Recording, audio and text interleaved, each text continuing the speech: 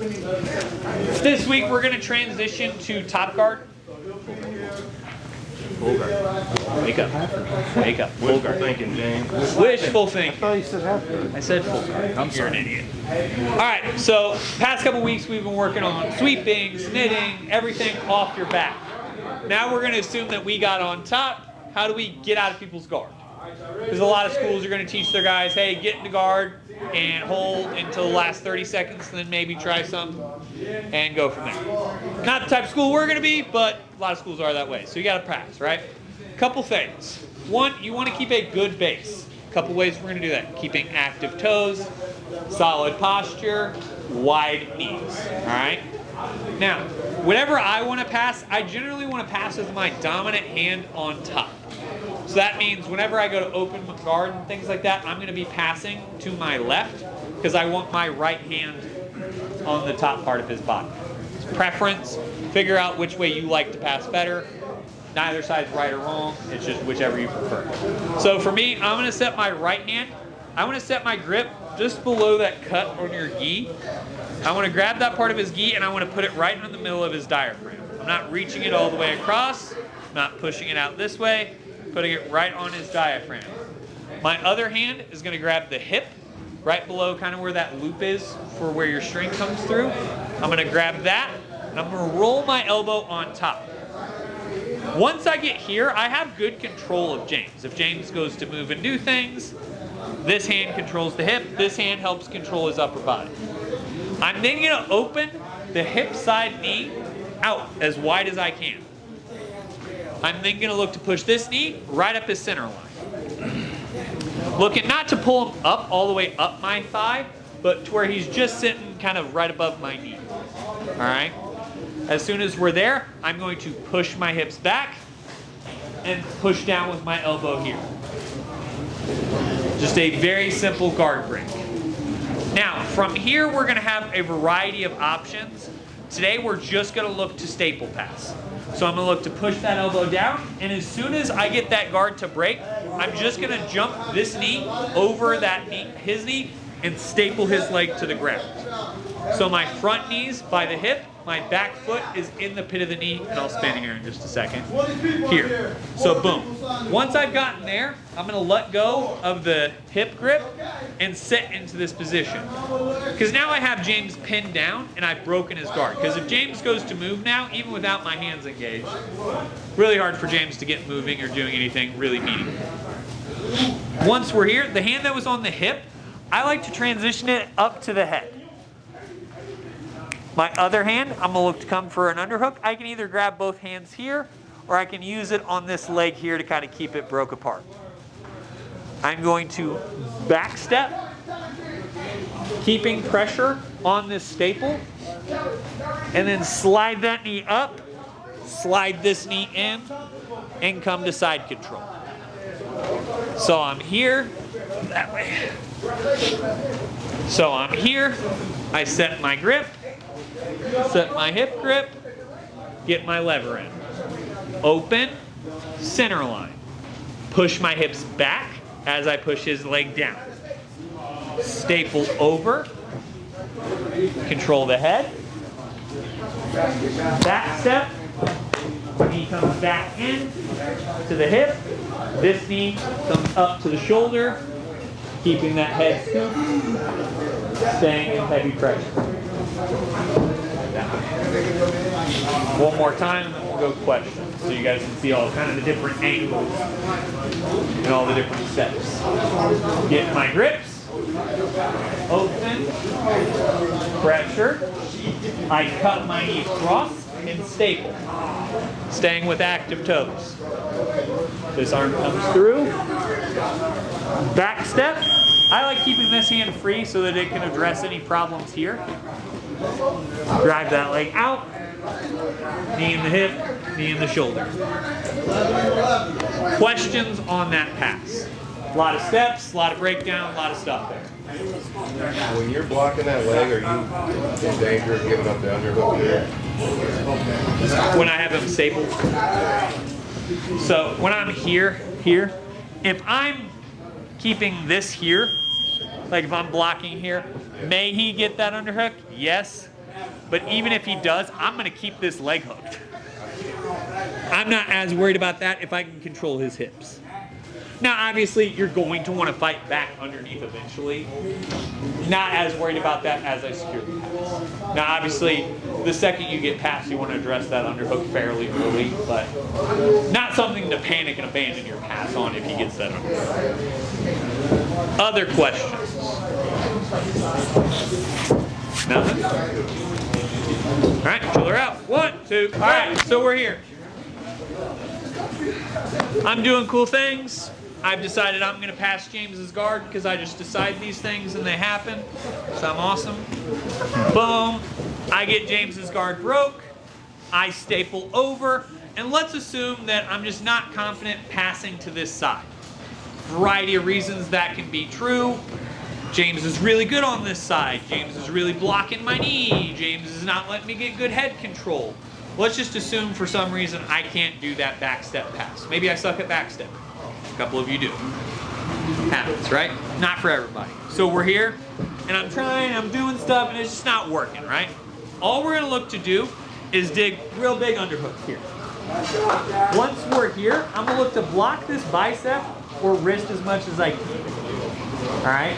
So as we're here, all we're gonna do is replace our feet. So I'm gonna lift my foot up, cross my foot over, and I have an opposite staple. It seems like a mundane movement. Realize you will have to control this pretty well, otherwise they will start to buck and move. So I'm here, I have this here. I'm gonna go unicorn head pressure here. So my unicorn horn, I'm gonna stab James right under his chin because unicorns are awesome. If you think a horse with a sword on its head's not awesome, I have an argument with you. So boom, I'm here, I get my unicorn horn pressure. Boom, I cross my ankle over here. As soon as that's over, boom, step over, come to that side. It's 90% the same exact pass, guys, just a little bit of an option for those of you who don't like to backstep. So we're here, boom, I get the break, boom, I get here. Boom, I'm trying to backstep and it's not working, boom. I have to get good head pressure and I have to make him worry about other things. So I'm getting the underhook, I'm hand fighting here, probably trying to wrist lock James because I'm a cool person. Heavy head pressure, switch my pressure here, slide across, into side. It's not an intricate pass, it's not a cool high step, spin around, do something awesome for the jiu-jitsu highlight video pass, but it scores points in tournaments, which wins matches, which is cooler. Can you show that one more time? Absolutely. So we're here. Boom, I go through that same break. Boom, I get here. As soon as I get my head pressure in, what I like to do is start dragging this foot out with my ankle, kind of keeping his hips braced here. That way I can slip this foot in and replace that staple. As soon as that staple's in, I can just pass through. Last one, last one, last one. Couple details on side control I want you guys to work on. My bottom knee, I want in line with his bottom rib. My top knee, I want in line with the top of his head. I want this elbow tucked in my hip. Good shoulder pressure and a good squeeze right here. It shouldn't be hard, like you shouldn't have to squeeze, but just a real light squeeze and James should be uncomfortable if you're doing your side control correct. All right. Other questions on this? Drill her out. 1, 2, 3. Pull hips. You like my gi? So we're here. For those of us who are uncivilized and don't wear gis, all this is basically the same. I'm still keeping good hand pressure here. I'm not quite going sternum because without a grip, it's a lot easier to get bumped across. So I'm going to look more to be on kind of that low part of his rib. I like to go kind of thumb into the sternum because I'm an asshole. We're going to be here. I'm cupping that hip being here. Boom, I get that same guard break. Boom, as I get that break, I step over and I get here. Now, let's say we've been trying to go across, we've been trying to, backstep, and it's just not working.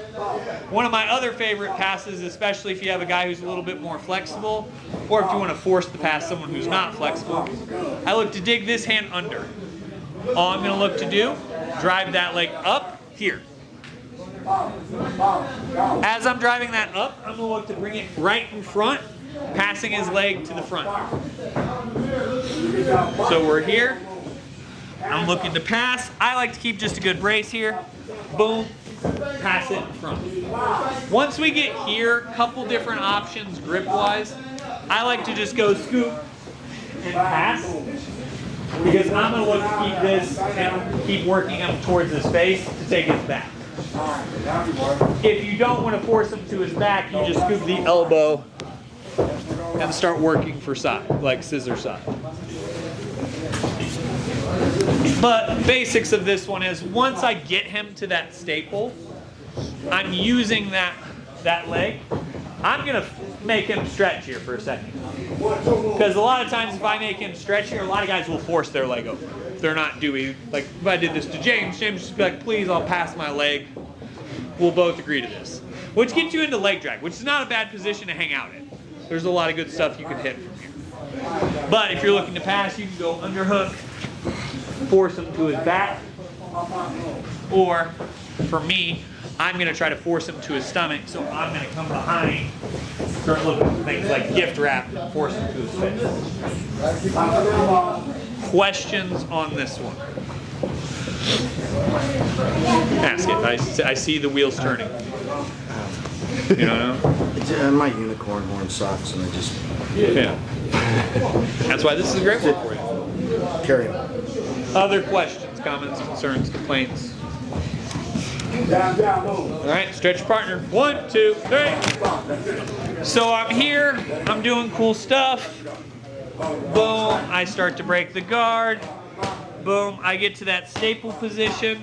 And sometimes what I like to do is fake this real hard. Like, hey, I'm really going to jam this up. Because what it makes guys do is hammer this leg down. Boom. They start really trying to kick this leg out and keep it out of my way. That's great. All we're going to do is elbow clear this. Boom. To open his hip up.